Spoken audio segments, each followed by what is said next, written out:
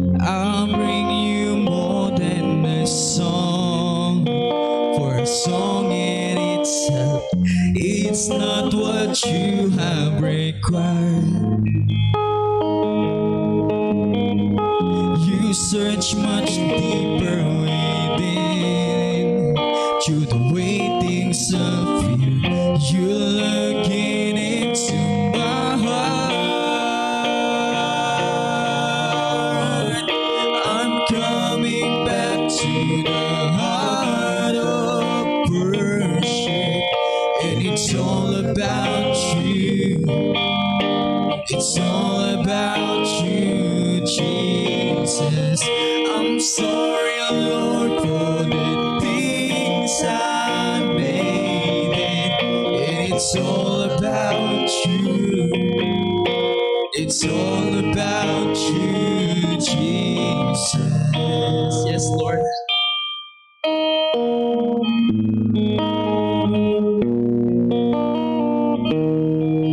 King of endless word, and no one could express how much you deserve.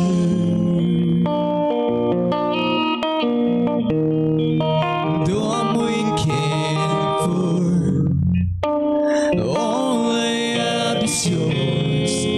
Every single breath, every modern song, I bring you more than a song. For a song in itself, it's not what you have required. You search much deeper, Lord. You search much deeper within. Through the way things appear, you're looking into my heart. I'm coming back to the heart of worship, and it's all about you. It's all about you, Jesus. I'm sorry, Lord, for the things I made it. And it's all about you. It's all about you, Jesus.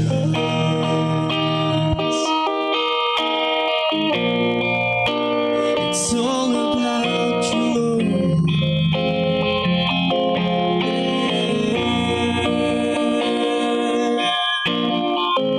You're looking into my heart, into my heart.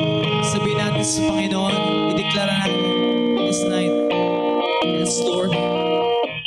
You're looking into my heart, into my heart. You're looking into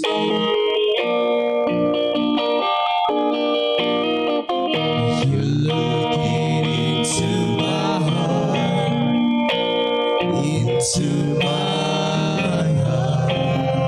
Yung sabihin natin sa Panginoon, looking into, you're looking into my heart, into my heart.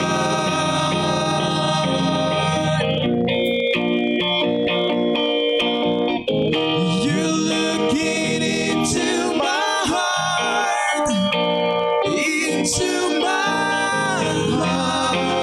Yes, Lord, you're looking into my heart.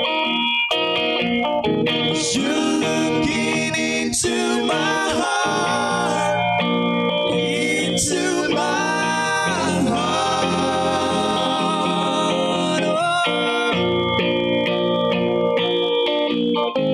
I bring you more than a song. I bring you more than a song. More than a song. I bring you more than a song. I bring you more than a song. I bring you more than a song. It's all about you, Jesus. I'm coming back to the heart of worship, and it's all about you. It's all about you, Jesus. I'm sorry, Lord, for the things I made it, and it's all about you. It's all about you, Jesus. Yes, Lord. That's why, Lord God, hindi ka natingin, Lord God, sa mga itsura namin, Lord God. Hindi ka tumitingin sa magalaw namin, Lord God, sa kung anong meron kami, Lord God. Tumitingin ka ka, Lord God, sa mga puso namin, Lord God. Kung paano kami, Lord God, mag-worship, Lord God. Alam namin, Lord God, minsan nagkakasala, nagkakamali, Lord God. Minsan nadadapa, Lord God. Minsan, Lord God, pumipili kami ng mga desisyon, Lord God, na hindi mo gusto. But still, Lord God, nandito kami ngayon, Lord God, para ibigay yung puso namin, Lord God. Dahil ito yung hinahanap mo, Lord God. Yung puso na gustong lumapit sa iyo, Lord God. Yung puso na gustong mag-worship sa inyo, Panginoon. This night, Lord God, ibinibigay namin sa paanan mo, Lord God, na aming mga sarili, ang aming buhay, Panginoon. That's why, Lord God, dinideklara namin, Lord God, yung mga salita, yung papuri ngayong gabing ito para sa inyo, Lord. That's why, Lord God, we want this worship, Lord God, be aroma, Lord God, of worship, Lord God. For the last time, sabihin natin sa Panginoon, ideklara natin, and let this worship, yes, Lord. I'm coming back to the heart of worship, and it's all about you. It's all about you, Jesus. I'm sorry, Lord, for the things I made, and it's all about you. It's all about you, Jesus.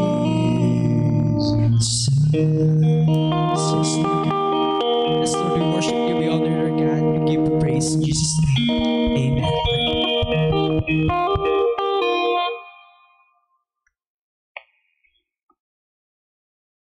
Praise the Lord.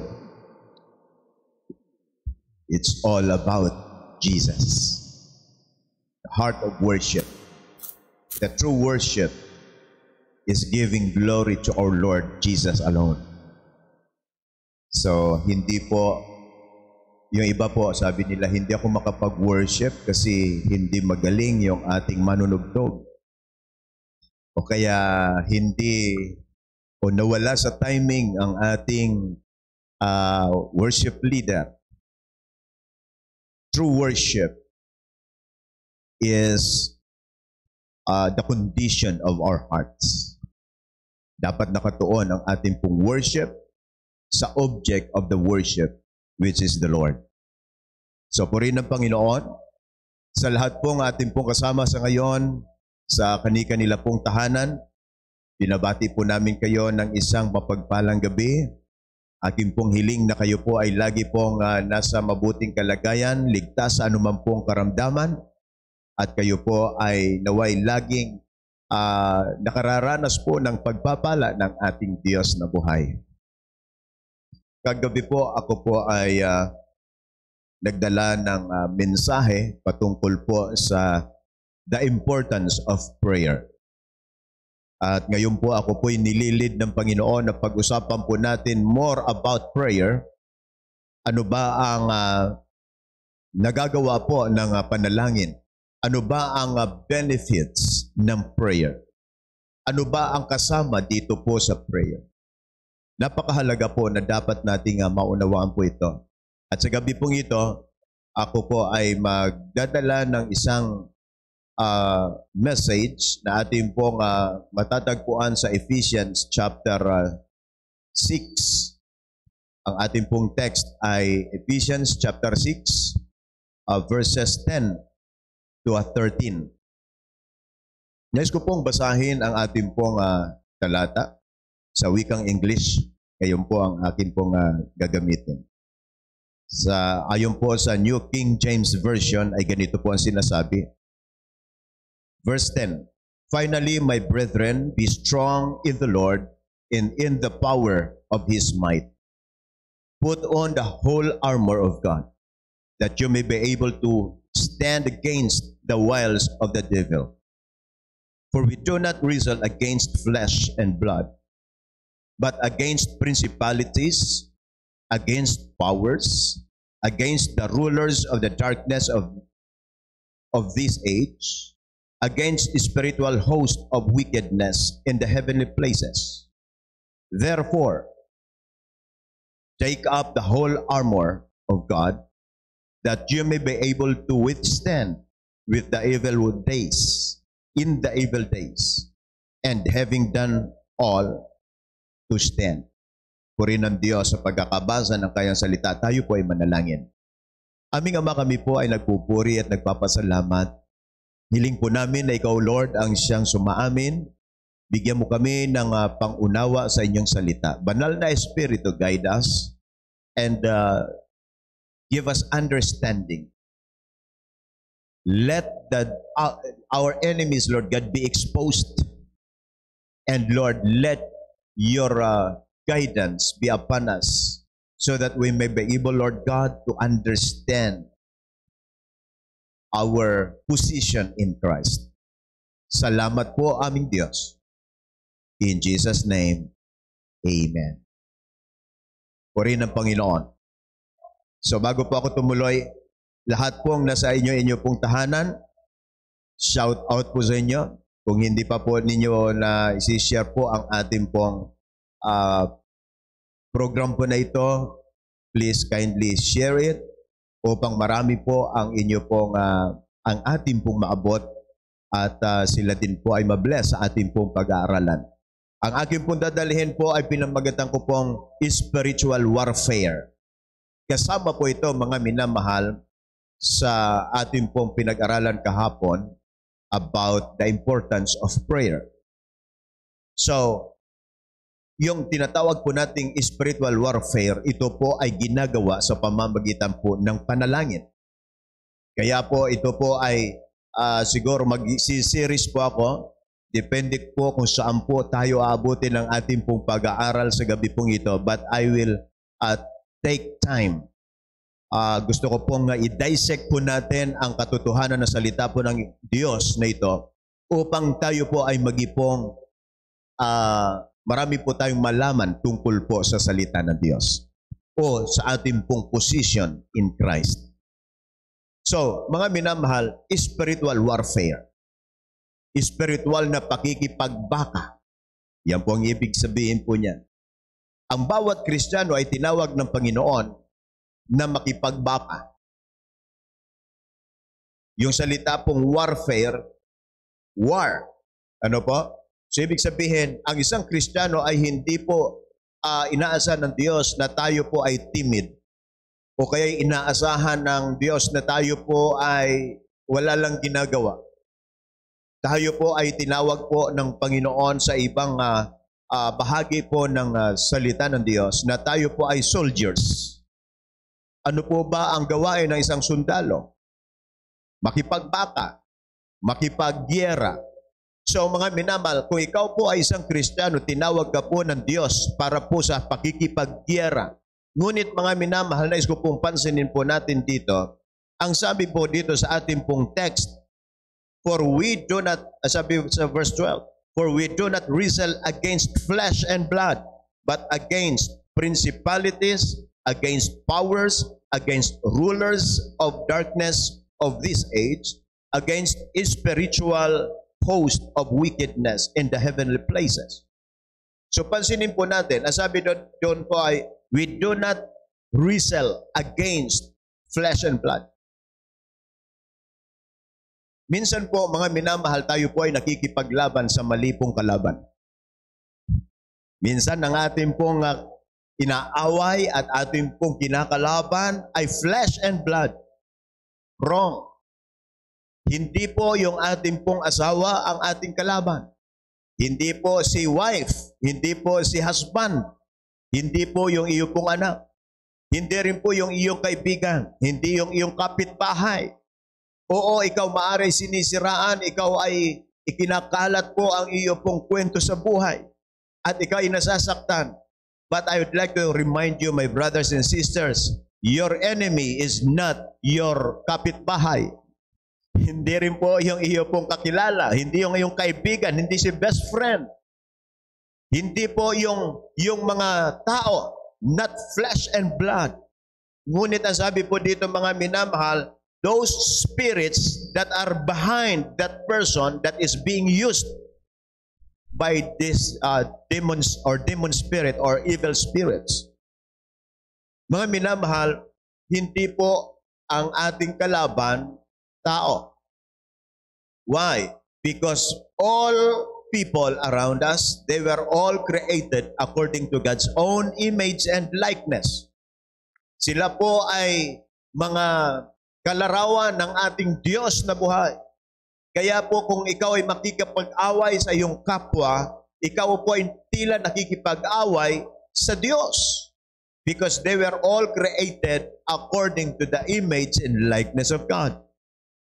Gaano po karami po ang nalilinlang ng kaaway na tayo po ay ibinubunsod po sa giyera o sa pakikipag-away sa maling kaaway. Hindi po yung iyong kaibigan, hindi yung kaasawa, hindi po yung kakilala, hindi yung iyong best friend. Ngayon, naging best enemy na po kayo. No. Our enemy is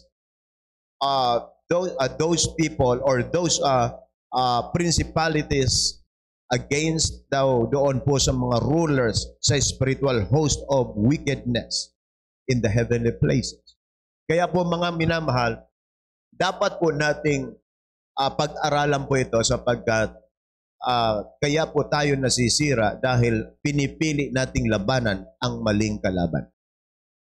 We need to understand because yung tinatawag na ignorance in the truth, yan po yung nagpapahamak sa atin. So, kailangan po natin pag-aralan mga minamahal ang patungkol po sa ating totoong kaaway. Nung ako po ay nagbaboxing pa, kasi ako po mula po elementary at hanggang high school, ako po ay nagbaboxing. Sabi po ng aming pong trainer, yunento po sa amin, kasi bata pa po kami noon, 19 forgotten na po. Ang sabi po niya, si Ali at saka si Foreman naglaban, no po, 1974 sabi. At ang sabi niya, si Foreman during that time, mga minamahal, siya po ang world champion at siya po ay favorite po ng lahat ng fans during that time. At ito pong si Ali ay challenger during that time. Ngunit mga minamahal, ito pong si Ali, kanya pong pinataob, kanya pong tinalo, ito pong si Foreman. At naagaw po niya ang corona po ni Foreman during that time. Nung una pong mga rounds, the first 7 rounds, si Ali,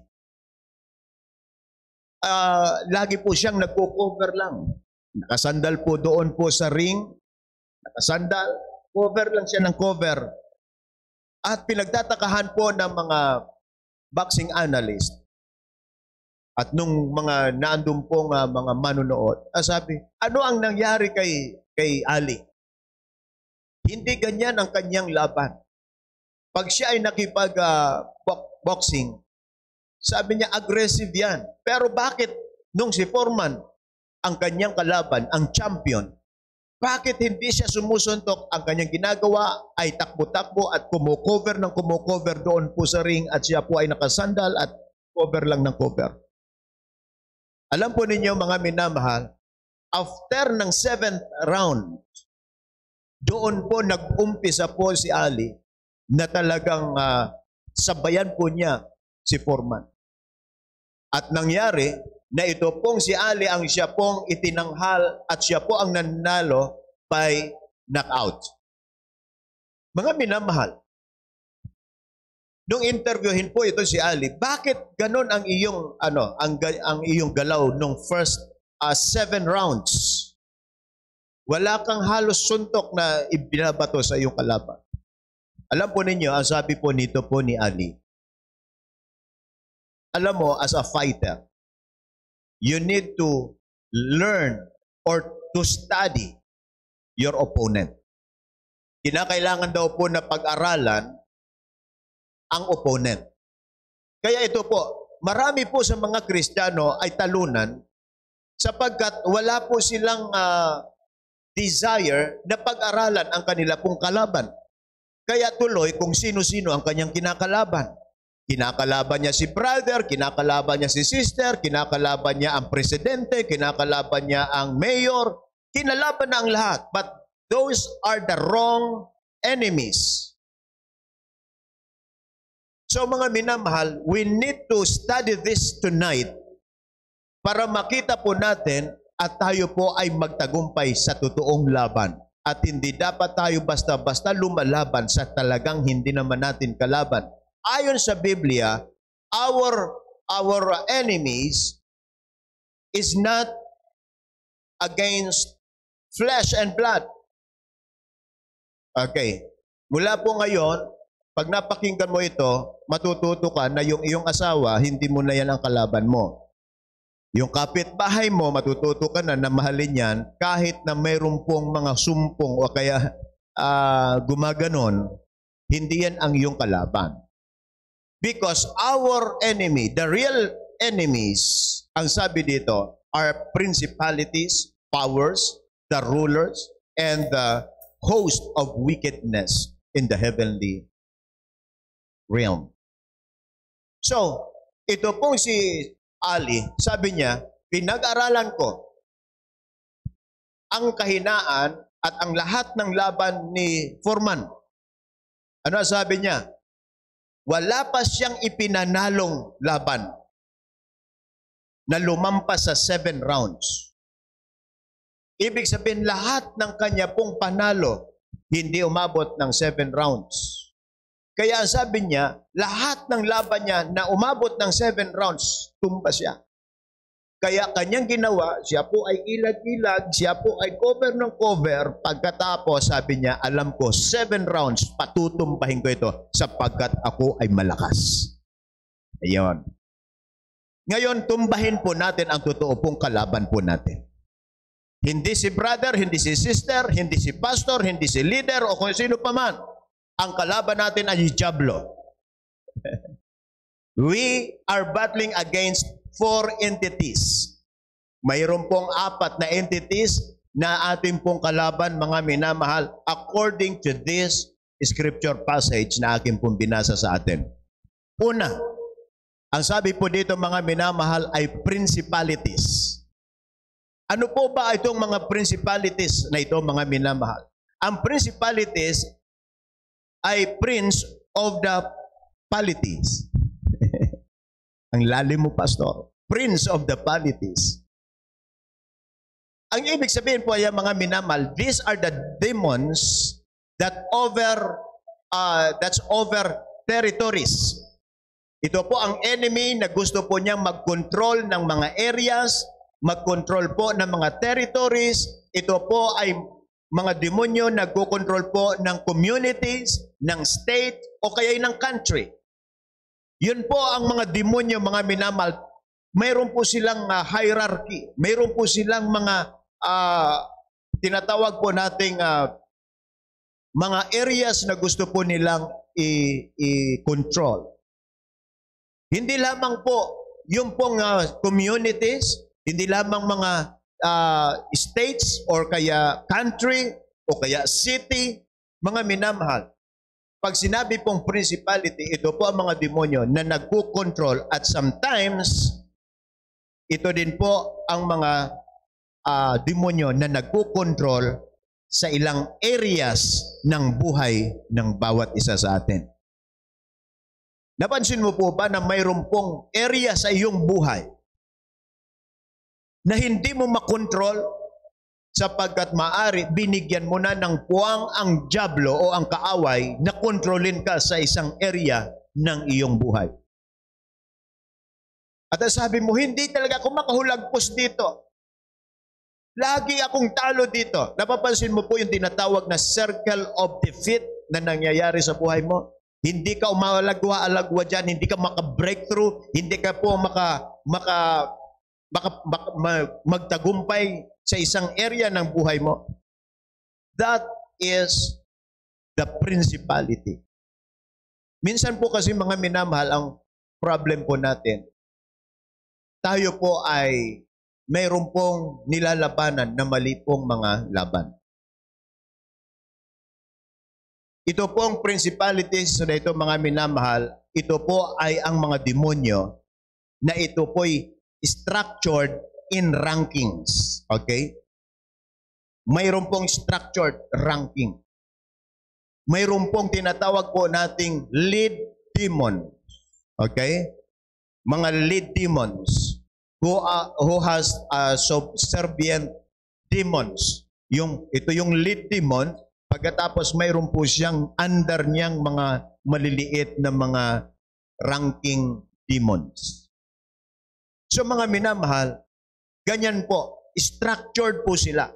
Kaso ang problema po natin, pag nilabanan po natin, yung pong mga maliliit na demonyo at naubos na ating panahon, puro po doon sa mga demonyong maliliit.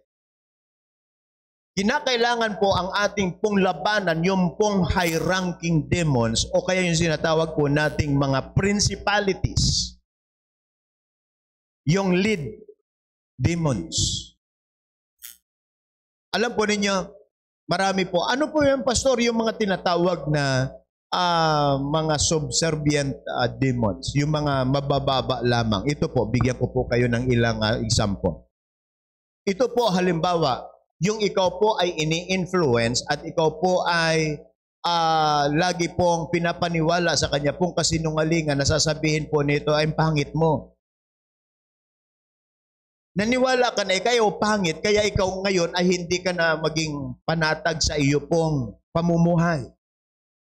Sasabihin ka at minsan gumagamit po ang mga demonyo na ito ng mga kapitbahay mo o kaya ng tatay mo o nanay mo o kaya ng kapatid mo at sasabihin sa iyo, ang laki naman ng ilong mo. Ang pangit mo. Katapos, sasabihin sa iyo na ikaw ay ang itim-itim mo. Pagkatapos nakita naman na ikaw nga ay medyo mababa, sasabihin ang bansot mo. So yun po yung mga na kinokontrol na ang part ng iyo pong emotion na sinasabi ako ganito kaya na ikaw ay nai-insecure.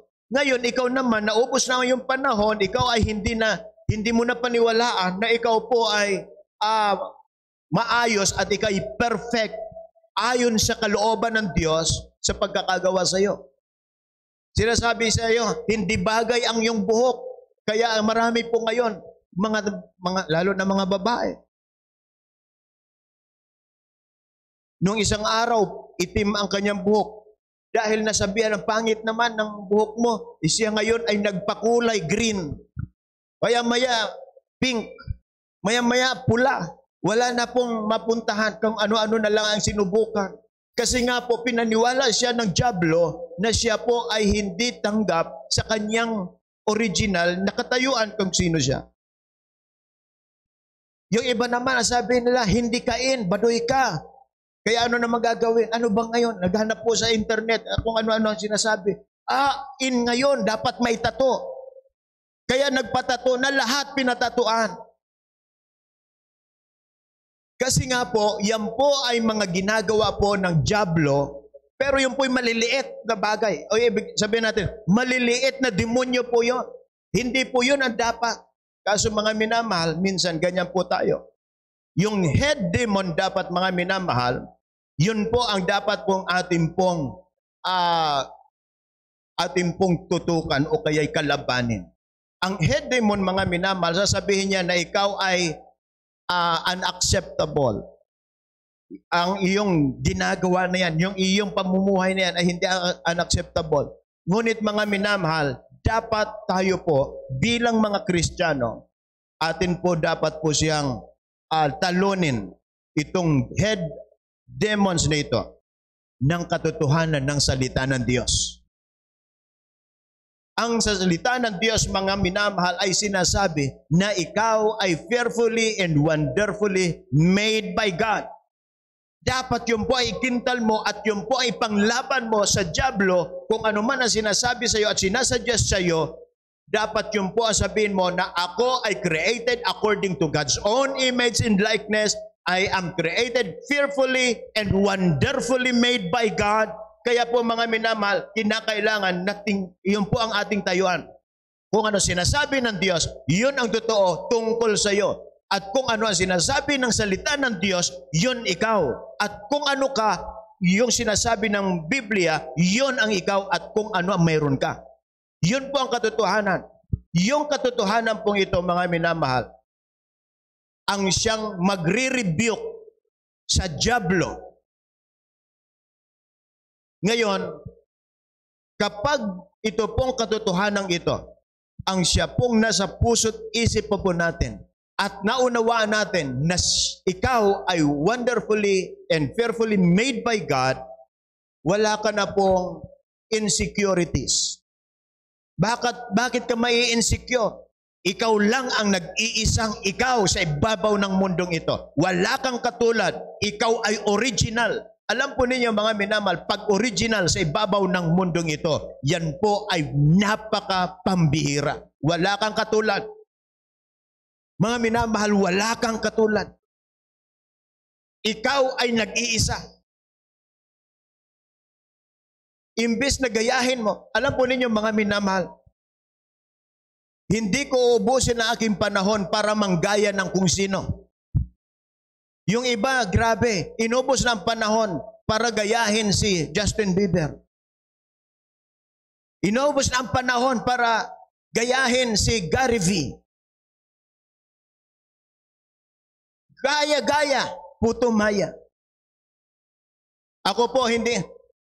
Kung ako po ay imbis na gayahin ko si Gary V, pag ako'y nakilala ni Gary V, siya dapat ang gumaya sa akin. Bakit? Maaring hindi ako kasing galing kumanta niya. Ngunit ang anointing ng Diyos na sumasa akin ay wala sa kanya. Sapagkat tinawag ako ng Diyos kung sino ako at kung ano ako, ako'y ginagamit ng Diyos sa kung ano ako at kung sino ako ayon sa kanyang panukala kung bakit niya ako nilikha. Stop imitating anyone. You have been created by God according to God's own image and likeness. Hayaan mo na yung gusto ng Diyos, siya ang mag-take control sa atin. Hindi po itong pong mga demonic forces, hindi yung principalities. Hallelujah. Kapag alam mo po mga minamahal, ang katotohanang nalalaman mo ang magre-rebuke sa iyo o magre-rebuke sa lead demons na nagbibigay sa iyo ng maling mga bagay o kaya'y pananaw sa buhay. Pangalawa mga minamahal, hindi lamang po principalities. Ang pangalawa po ay powers. Ang sabi po dito sa verse 12. Ang sabi dito, for we do not wrestle against flesh and blood, but against principalities, against powers. Ano po ba itong powers na ito mga minamahal? Powers, these are the devil who has power. Totoo po, ang demonyo mga minamahal, mayroon pong power, may kapangyarihan. Pero ito po, tandaan po nyo, he just don't have all powers. Though he has power, but he just don't have all powers. Wala siyang lahat ng kapangyarihan. Oo, mayroon siyang kapangyarihan, pero limited ang kanya pong kapangyarihan. Kaya po mga minamahal, ang problem po, marami pong mga tao, silang lahat o karamihan sa mga tao, sila po ay nakadetermine o dinidetermina nila ang kanila pong pamumuhay sa kakukonsulta doon sa powers. Sino po itong powers na ito? Halimbawa, ito po yung mga fortune tellers. Yan, ito po yung mga manghuhula. Ano? Katapos, pahula naman po ako. Pakibasa ang aking palad. Okay? Sila po ay kumukonsulta dito po sa mga demonic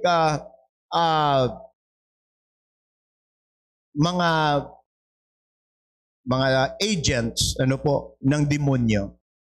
Yung nagdidepende po sila doon po sa tinatawag po nating crystal ball readers. yung mga may mga crystal ball. Tapos maya-maya, magsasabi na, ganito ka. Ang mapapangasawa mo ay si ganito. Ikaw ngayon ay dapat pumunta sa isang lugar na ito. Huwag kang maniwala to. At karamihan po ngayon, kahit mga Kristiyano, sila po ay kumukonsulta doon po sa tinatawag na horoscope. Yung iba, mayroon pang application sa kanilang pong mga cellphone. At kung ano-ano po ang kanilang pinaniniwalaan. At ito pong mga horoscope na ito, nagmamanipulate, sila po ay nagkukontrol, at sila po ay nagbibigay ng dapat ito ang dapat mong mapangasawa. Siya ay dapat mong at magiging maganda ang swerte niyo. Ano swerte? Niwala ka doon. Mga minamahal, ngayon mayroon pong dahil ikaw ay yung mga doon? Aries. Yung zodiac sign mo ay ganito.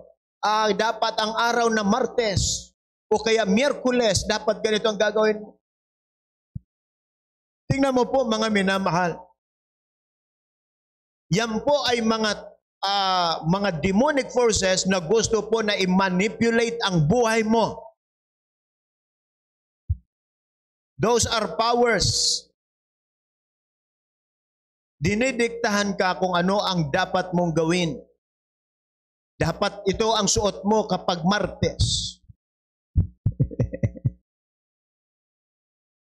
Napansin ko po kasi, naisama ko po yan kasi habang ako po ay nag-ano po sa aking pong cellphone, sa Facebook, abay nakita ko, mayroon pong mga Kristiyano na sabi ko, kilala ko Kristiyano yun bakit mayroong, ano ang iyong horoscope, ano tawag doon? Zodiac sign. Ako ay Sagittarius. Sagittarius tama ba yun? Mga ganon. Pagkatapos, kailangan pala ako, ganito. Saan mo natutunan yan? Okay. So mga minamahal, ano po, guys ko pong basahin mga minamahal sa Ephesians.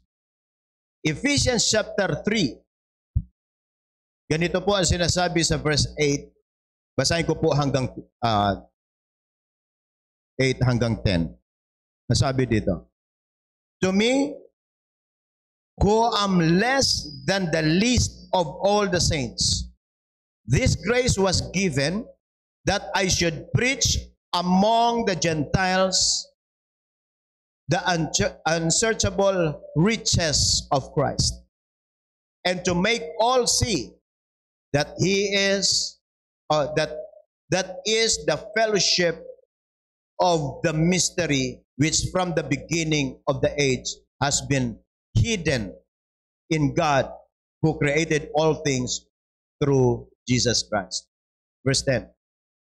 To the intent that now, the manifold wisdom of God might be made known by the church. Oh, hallelujah. The manifold wisdom of God might be made known by the church to the principalities and powers in the heavenly places. Ano po ang ibig sabihin nito, mga minamahal? Ang ibig sabihin po nito, sa yung tinatawag po ditong to make known, sabi niya ako, bagamat ako ang least from among the saints, dahil inaako ni Paul na siya po ang pinakang least, pinakang makasalanan. Ano po? Pero sabi niya, isinusulat ko ito sa inyo. Itong tinatawag na the unsearchable riches of Christ. At ano daw po? Ang sabi po dito, mga minamahal, yung pong, sabi niya, ang kanya pong binibigyan ng pansin dito that ito pong church, ang sabi po dyan, ang sabi po dito, sana, the verse 10, to the intent that now the manifold wisdom of God might be made known by the church. Ang simbahan po, mga minamahal, ang magpapahayag. Ang simbahan po ang siya pong magdideklara. Saan daw? Doon daw po sa mga principalities and powers in the heavenly realm. Na ano? That we are anointed and called to take the wisdom or the manifold wisdom of God and declare it to the principalities and powers. Ideklara. Tayo po mga minamahal ang dapat magdeklara. Hindi tayo ang dinideklarahan at sinasabihan na ito ang gawin mo, ito ang gawin mo, ito ang gawin mo. Minsan po ito pong mga rulers na ito. Ano po? Itong powers na ito. And principalities, minsan ito po ang ating pong kinukonsulta. Ano po ito? Mga demonyo po ito. Ito po yung mga gawain ng dyablo. Yung mga principalities and powers. Minsan sila po ang pinakikinggan natin at hayaan natin na sila ay magrinda sa atin. Ito ang dapat mong gawin, ito ang dapat mong isuot, dapat siya ang mapangasawa mo. Mga minamahal, ang sabi po dito, the church has been called and anointed to what? To declare to the principalities and powers. Instead of principalities and powers telling us, we are called and anointed to tell them what is the truth. Tayo po ang tinawag at tayo po ang binigyan po ng revelation. At sabihin dito po sa mga principalities and powers kung ano ang katotohanan. Ano po ba ang katotohanan, minamahal? That we are fearfully and wonderfully made by God. I am the head and not the tail. That's the truth. I am victor and not a victim. I am up and not down.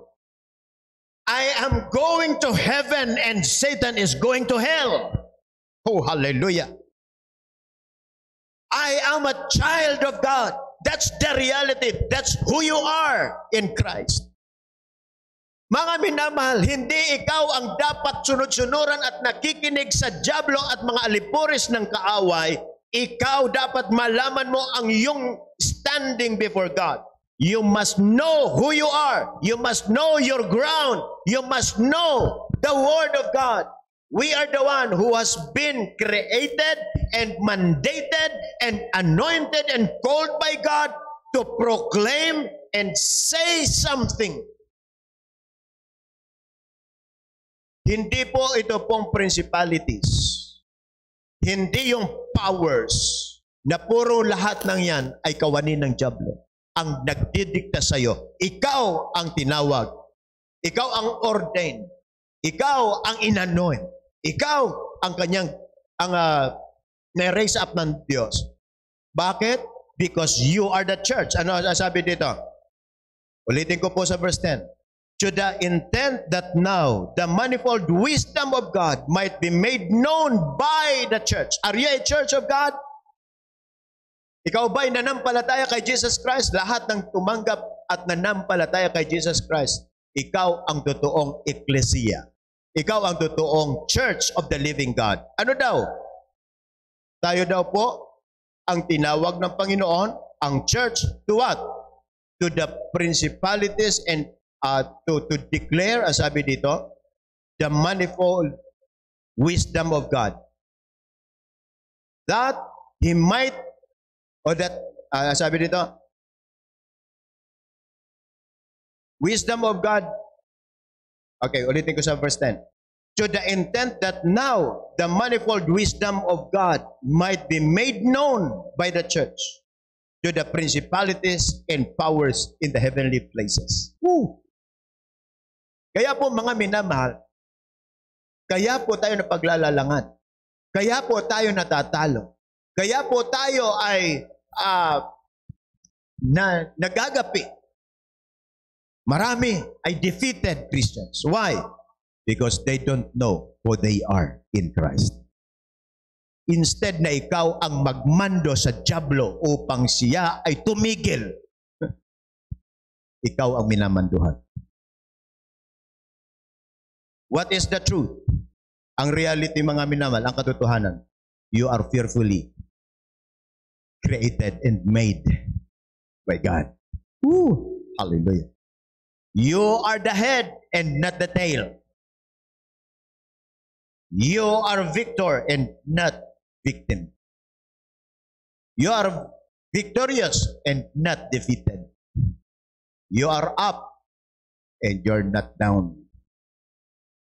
Remind Satan that you are going to heaven and he is going to hell.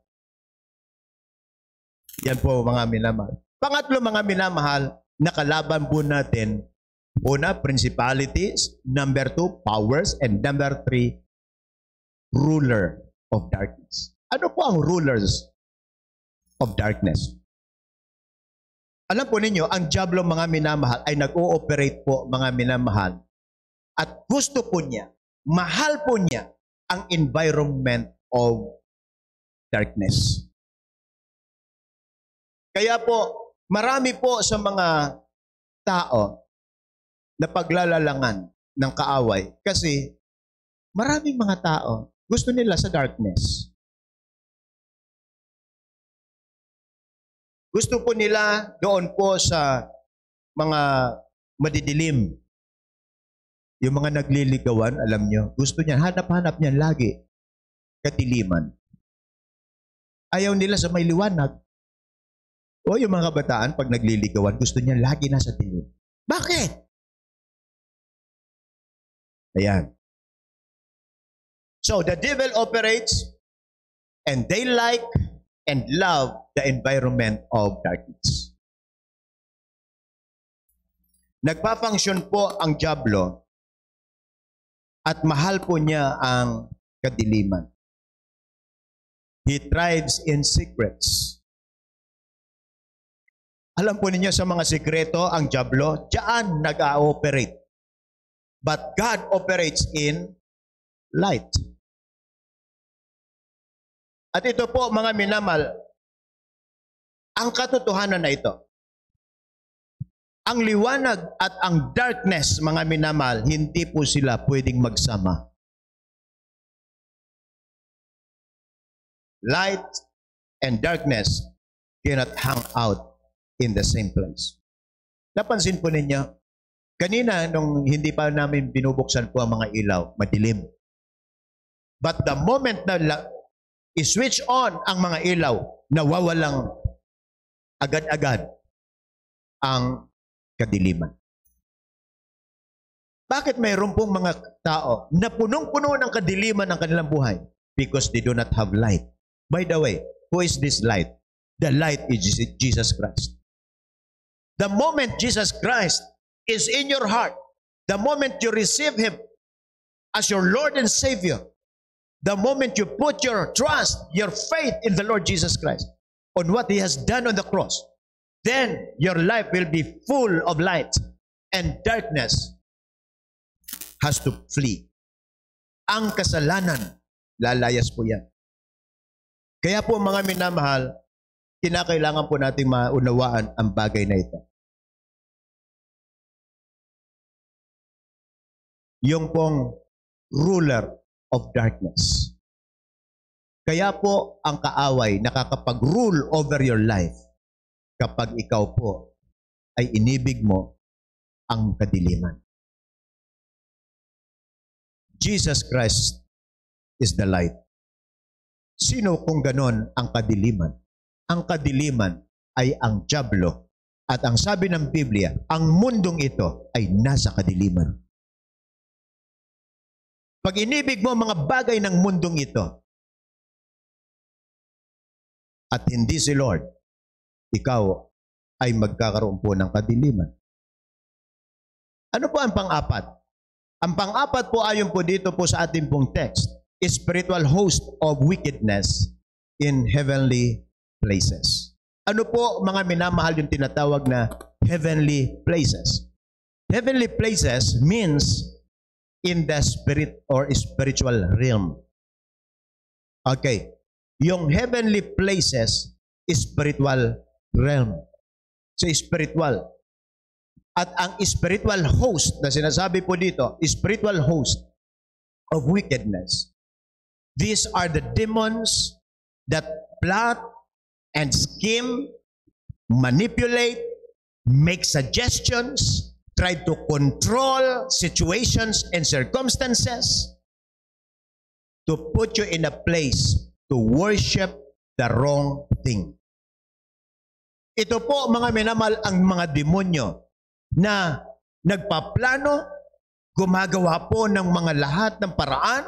Siya po ay nagmamanipula, siya po ay nagsasuggest, at siya po ay nagnanais na i-control ang lahat ng sitwasyon at sirkumstansya upang ikaw ay dalhin sa lugar ng pagsamba sa maling bagay.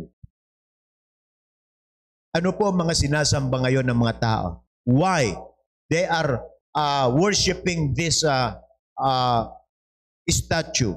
Why they are worshiping these animals? Bakit wino-worship po nila mga tao? Why? Ito po ay because of the spiritual host of wickedness in the spirit realm. Gusto po niya na i-control, nagsasuggest, nagmamanipulate ng mind, ng isipan ng mga tao upang sila ay sumamba hindi sa totoong Diyos na may likha sa kanila, kundi pagsambahin ang mga tao sa maling Diyos-Diyosan.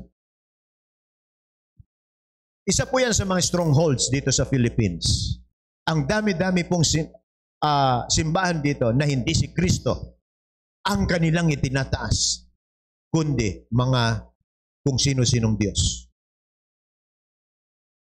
Sinusubstitute niya. Alam po niyo, yan po ang pakanan ng dyablo. Even sa mga panahong nakalipas. Gusto ng dyablo ni Satanas na kuhanin ang trono na Kristo Jesus.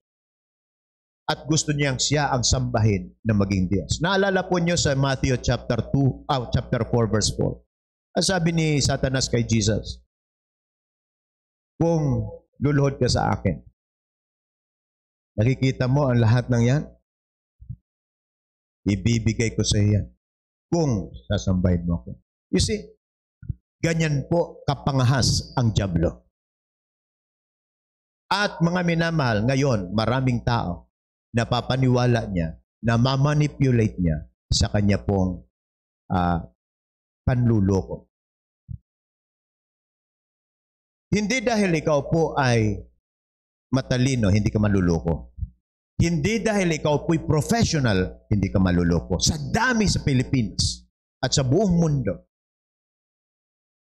na na-manipulate ng espiritu po na ito na tinatawag nating spiritual host of wickedness in the heavenly places.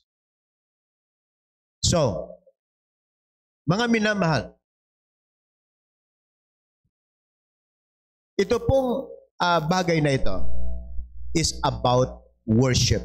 Okay? Sino ba ang iyong wino-worship? Kanino ka ba yumuyuko? Yan po ang tanong dyan. Okay. Ang una po, our battle is against these four. Principalities, powers, ruler of darkness, spiritual host of wickedness in heavenly places. Okay. Medyo kinakapos na akong oras. Okay. Puntaan po natin ang number 2. Our weapons. Ito man. Our weapons are, okay, pansinin po natin, ang sabi po sa verse 11.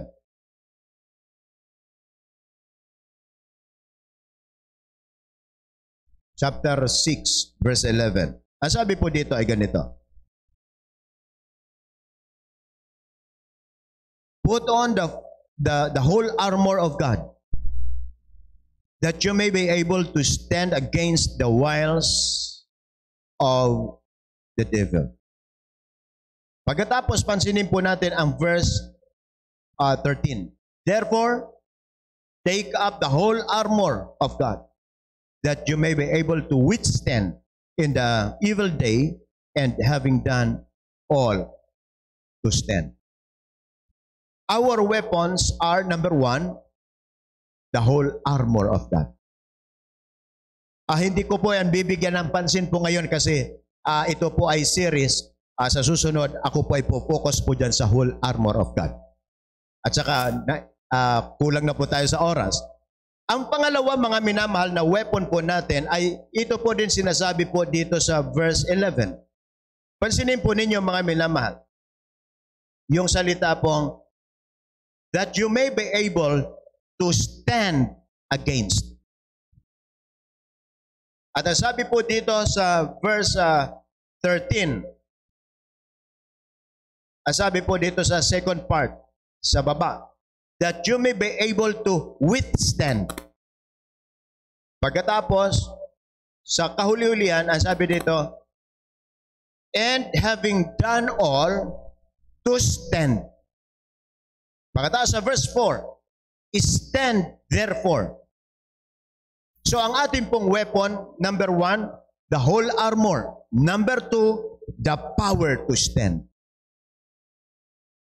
So mga minamahal, hindi dahil ikaw po ay may full armor of God, but are you willing to stand?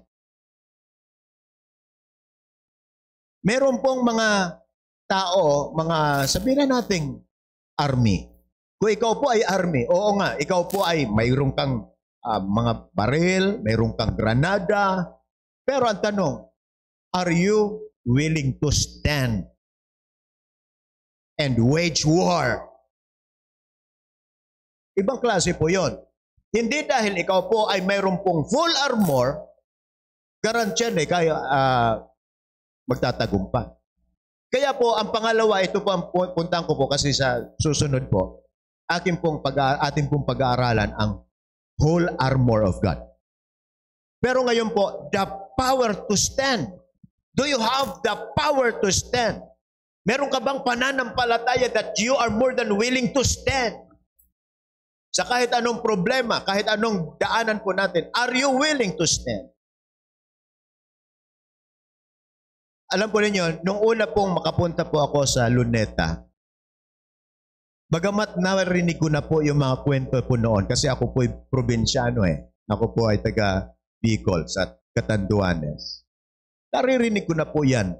Kahit ang papa ko, kanya pong kwento po yan. Sa Luneta daw ay meron doong rebulto po sa Rizal. Na po? Pagkatapos, meron daw pong 4 doong mga military na guard, police or basta guard doon po sa monumento na yon. Nasabi ng papa ko noon, pag tiningnan mo yung mga nakaganyan siya, kahit ano daw ang gawin po doon, hindi daw gumagalaw. Bilib na bilib ako, bata pa po ako noon. Nung ako po ay magkaroon po ng pagkakataon na makapamasyal sa Luneta, nakita ko nga, totoo yung sinabi ng papa ko. Napansin ko po na yung pong mga po doon, mga guard. Grabe, pag nakatayo, smarte, pare-pareho. Akala ko po talaga, yung po ay rebulto rin. At mayroon pong mga maloko, ginaganyan sa may mukha.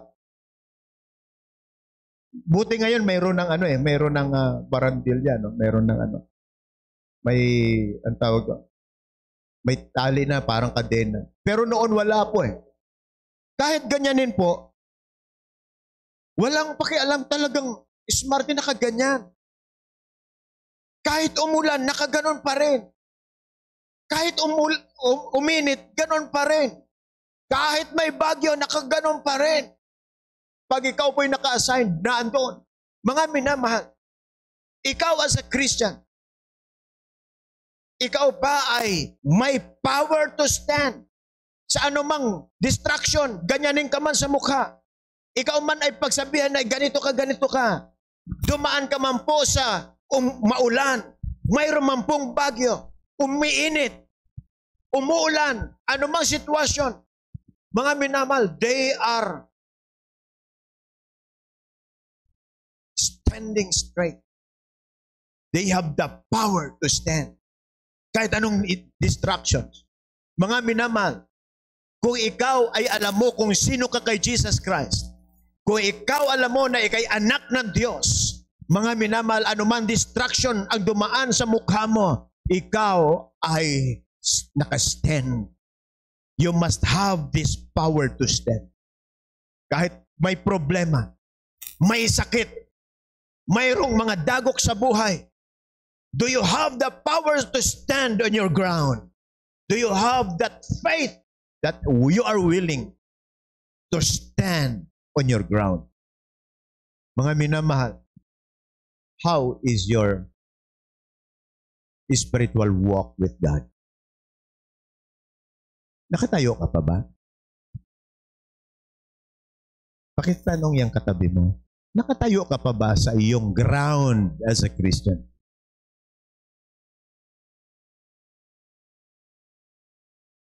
This is my prayer, na anumang dumaan sa iyo, you will remain immovable. You are standing on your ground. Mga minamahal, sa sandali po ito, sa pagtatapos po natin, kumusta po ang iyong spiritual? Are you grounded sa kung ano ang sinasabi ni Lord tungkol sa iyo? Ikaw ba ay tama ba ang nilalabanan mong laban? May mga principalities, may mga diablo, may powers, may ruler of darkness, mayroon pong spiritual host of wickedness in the heavenly places. And mayroon din po tayong weapon. Ay kagandahan po, si Lord, hindi po niya tayo iniwan ng alanganin. He provided us as weapons, and the only thing that we need to do, you must have that firm decision to stand. Tayo po ay manalangin. So, sundan mo po ang maiksing panalangin ito. Because I believe kailangan po natin na from time to time, i-recommit natin ang ating buhay. Ano po? Maaaring yung iba po sa inyo nangihina na, iba po sa inyo lupaypay na, yung iba po sa inyo nakipaglaban sa maling laban, but this time, kaya tayo na paglalalangan kasi minsan po, mali ang ating pong nilalabanan. Sundan mo po ang maiksing panalangin ito, mga minamahal. Atin pong italaga muli ang ating pong mga buhay, ang ating mga sarili sa ating Panginoon. Let us pray. Panginoong Jesus, salamat po sa katotohanan ng iyong salita. Na nung kami tawagin mo bilang iyong anak, kami, Panginoon, ay mayroon pong laban na dapat naming bakahin. Sa sandaling ito, Panginoon,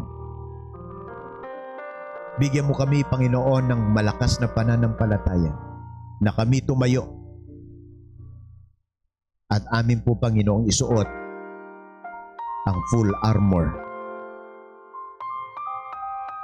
Kami ay makipagbaka sa tamang kalaban at hindi sa mali. Sa oras na ito, Panginoon, patatagin mo kami. Inire-recommit namin ang aming sarili sa iyo. Sakupin mo ang buo naming pagkatao, body, soul, and spirit. Holy Spirit, guide us to stand on our ground. At kahit ano, Panginoon, mga distractions dumating sa amin, maging mabagyo man, maging malubak man, may mga pagsubok man, may mga trials, may hurdles, meron po, Panginoong, mga circumstances, maging karamdaman, ano man ang dumaan sa amin, Lord God, we are more than willing to stand in our faith. Make us strong, Holy Spirit. At sa aming patuloy na pag-aaral ng iyong salita, Panginoon, hayaan mo po na kami ay maging founded sa katotohanan. Give us understanding. And Lord God, as we walk according to your words, make us, Lord God, victorious. Salamat, Panginoon. Mula ngayon, tulungan mo kami. Tinatanggap namin ang pagkakatawag mo sa amin bilang mga sundalo mo, Panginoon. Willing to advance your kingdom at any cost. This we pray in Jesus' name. Amen. Puri ng Panginoon, mga minamahal, salamat po sa inyo pong matyagang pakikinig. I hope na kayo po ay na-bless. At kung kayo po ay na-bless, please kindly share our program sa iyo pong mga mahal sa buhay. At palaganapin po natin ang good news. Ano po? Ngayon po, laganap na po sa Facebook at sa ibang pong mga platform of communication ang mga fake news. The good news, the Word of God. That's the good news that needs to be shared sa lahat ng mga tao. Ano po? So, sa sandaling ito, mayroon po ba tayong mga prayer requests? Okay. Wala naman? Okay. Kung wala, tayo po ay manalangin. Ipag-pray po natin yung mga may karamdaman. Ano po? Let's pray. Aming Ama, kami po ay minsan pang lumalapit sa inyo. Nagpupuri at nagpapasalamat kami. Na alam po namin, Lord, na every time we pray, Father God, you incline your ears to our prayers. Ngayon, Panginoon, amin pong hinihiling na inyo po, Panginoon, pagalingin ang tatay, Panginoon, ni Joel Sablayan. Na ngayon, O Diyos, ay nakaratay dahil, Panginoon, siya, O Diyos, ay na-stroke. Lord, nothing is impossible with you. In the name of Jesus, we speak healing, Lord God, over his body. Lahat, Panginoon, na nagmamalfunction sa kanya po, Panginoong katawan, inuutusan namin in the name of Jesus to come into normal and function normally in Jesus' name. We apply the blood of Jesus that has been shed on the cross. Sinabi mo sa iyong salita, Panginoon, kung kami mananalangin, manampalataya kami na ito'y natanggap natin, ito nga'y matatanggap. So Lord God, we claim, Lord God, His healing in Jesus' name. Ganon din po, Panginoon, lahat ng may karamdaman na sumasabay, Panginoon, sa panalangin ito. By faith, Lord God, I join my faith to them in the name of Jesus, and we agree, Lord God, for the healing, Lord God, of their bodies in Jesus' name. Panginoon, maraming salamat. Sinabi mo na ipangaral namin ang iyong salita, Panginoon, at ipagalingin ang may mga karamdaman. Lord God, in the name of Jesus, we release healing in Jesus' name. Salamat po, Panginoon. Anumang klaseng karamdaman, Lord God, pare-pareho lang yun sa inyo. Sapagkat sinabi mo, by your wounds, we are all healed. So Lord God, wala kaming nire-respetong karamdaman.